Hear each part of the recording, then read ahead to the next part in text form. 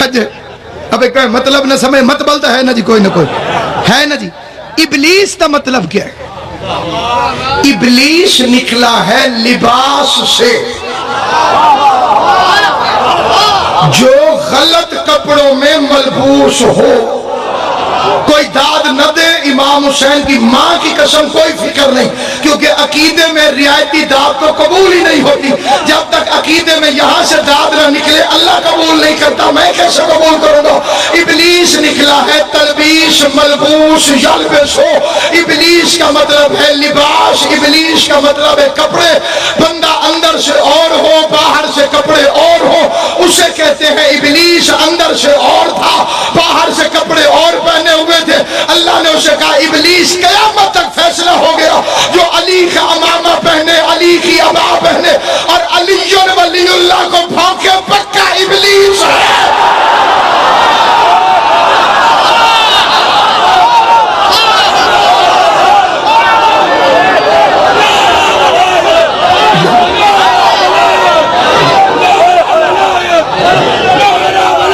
علی ولی ملک امیر مختار زندہ۔ اب میں نے جو تمہید پڑھنی تھی وہ میں نے پڑھ لی، اصلی تقریر کا حصہ آپ پڑھنا چاہتا ہوں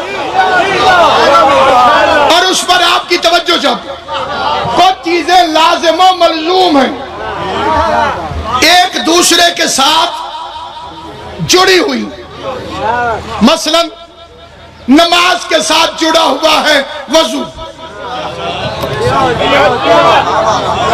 ایک گال سمجھ آئی گی اور حیران نہیں ہونا جی، جڑے بندے پیچھا چپ رہے ہو، جڑے منین دیو ولایت میں کچھ نہیں آکھیا۔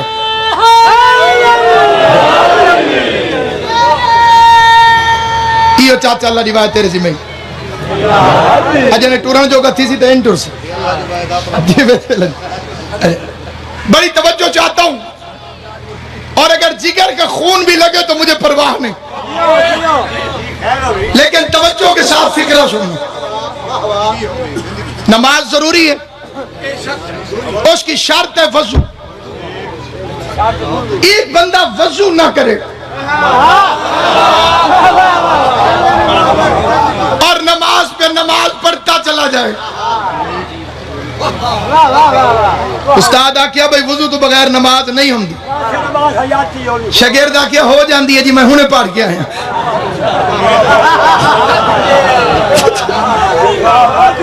میں انہیں پڑھی، فائدہ ملے گا؟ بولو جڑے چپ ہو، بغیر وضو کے نماز کا فائدہ ہے؟ امام حسین کی اماں کی قسم کھا کے کہتا ہوں، جسے سید زادی کی عزت کا پتہ نہیں، کروڑ علی ولی اللہ پڑھتا رہے جہنم میں جائے۔